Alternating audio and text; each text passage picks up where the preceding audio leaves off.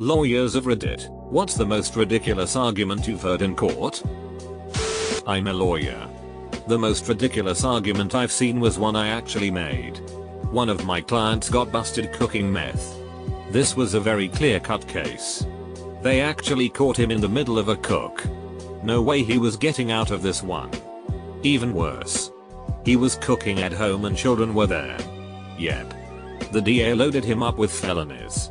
There was no bail and he was being held in the county jail. My client knew he was ducked. He had been planning to get married a few weeks after he got busted. My client asks me if he can get released for 24 hours so he can still get married. I tell him that I'll ask. But that there's no way in ducking hell they'll let him out. First, I ask the DA if they will allow it. Nope. They laugh. So I file a motion with the court. Now, I knew the judge was a crusty old conservative family values kind of guy, who also has a raging erection for drug crime. There was no law involved. But I put together an argument about the sanctity of marriage and how the state should encourage marriage at all times. And that sort of thing. We have a hearing and I make the argument. The DA is totally opposed and calls it ridiculous.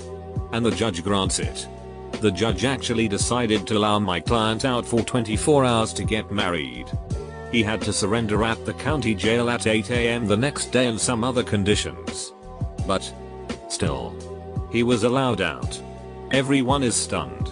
Nobody can believe it. The day of the wedding comes. My client gets out.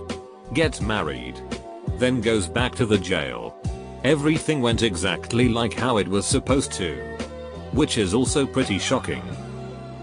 Former assistant state attorney prosecutor here. This defendant is called up for arraignment and the judge is telling him that he's been charged with theft for stealing a roll of scratch-off tickets from a gas station. The judge informs the defendant that since the value of the tickets was over $300 therefore it's a felony rather than a misdemeanor. The defendant says to the judge, "But Your Honor, to be fair the tickets were all losers," implying it's not theft at all. I was amazed at the ingeniousness yet futility of the argument. I'm a lawyer. I should win right there. Anyway, we were in trial. And opposing counsel was objecting to a document I was trying to enter into evidence through one of their witnesses.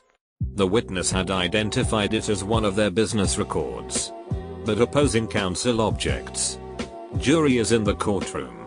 So the judge has us approach. We do. And opposing counsel argues the authenticity of the document. I was a little surprised. So my response was, "Your Honor, this is their exhibit." Is counsel stating they submitted inauthentic documents to this court? Judge turns to counsel. "Are you submitting non-authentic documents?" Opposing counsel stammers out a no and the document goes in.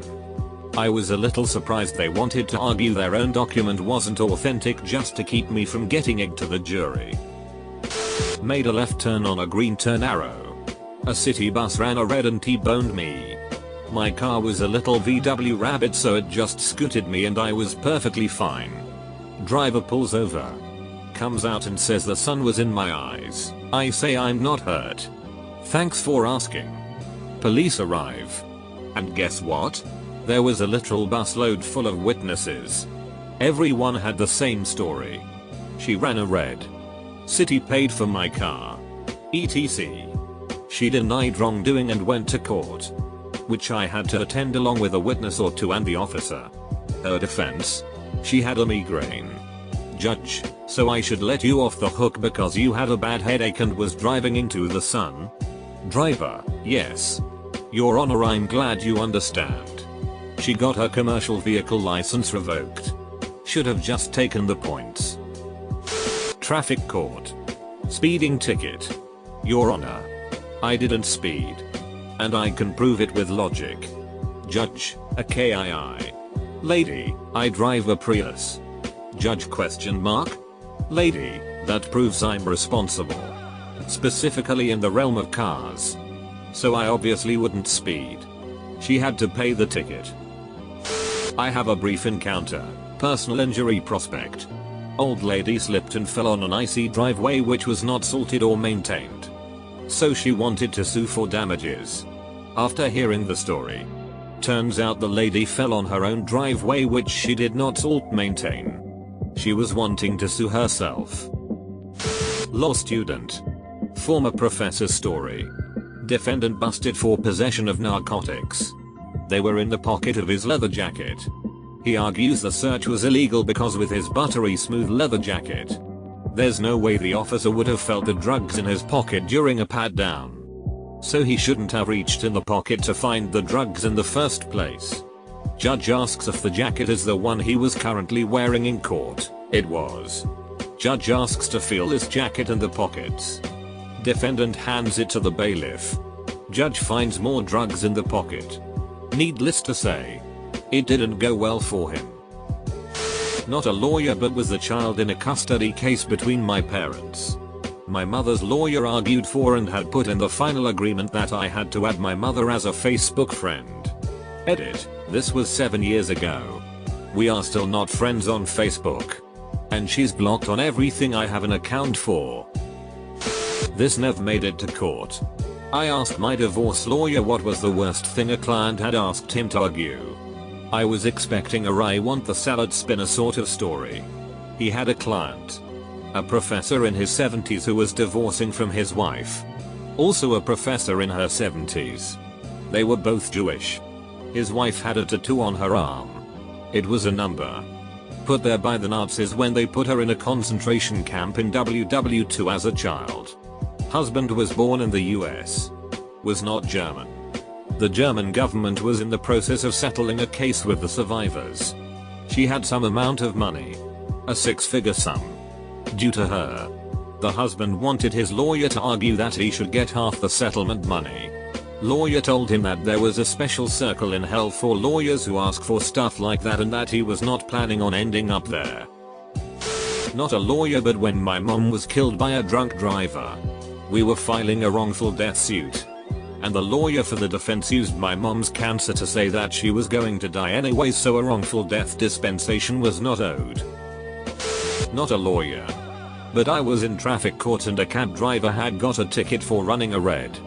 He argued that it was really difficult to see because the sun was rising. Morning. Right where the light was.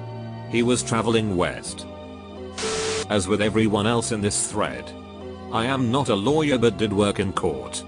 Had multiple mothers in separate cases claim that they couldn't be sent to prison because it breached their European Union right to a family life. I can only assume they got it from something like the Daily Mail because they all use that same phrasing. Edit. Yes. This was at least in the UK.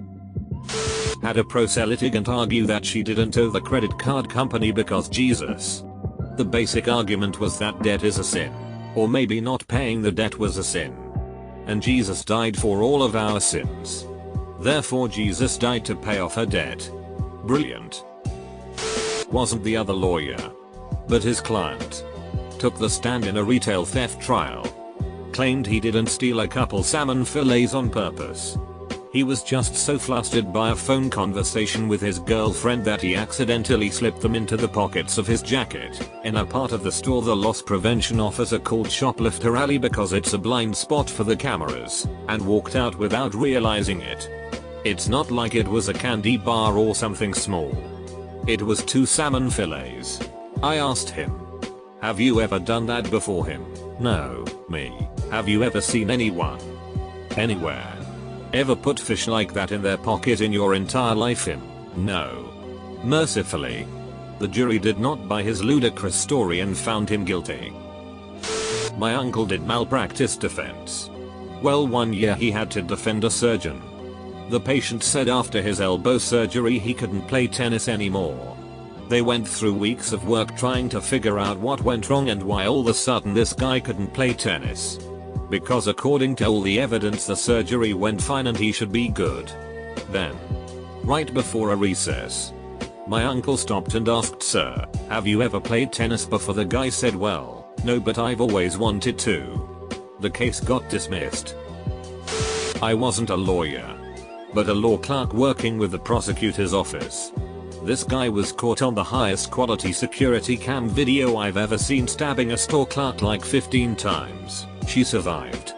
and then was tackled a block away from the scene not 5 minutes later by a man who had seen him flee and followed him 25 feet from the knife and the jacket he'd been wearing that was covered in blood with a receipt with his name on it in the pocket. It was the literal definition of a slam dunk case. The guy chose to proceed to trial without his lawyer instead of having the case postponed after his attorney's house was broken into and all his files were stolen.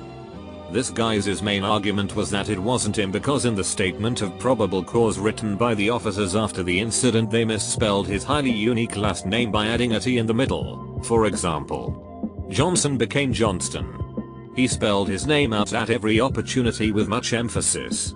He also argued it couldn't be him because the man on the video tied a t-shirt around his head so that the distinctive tattoos there would be hidden. But he would never cover over his tattoos like that because he was proud of them and they represented his heritage as a Korean man. The jury took less than a half hour to return a guilty verdict.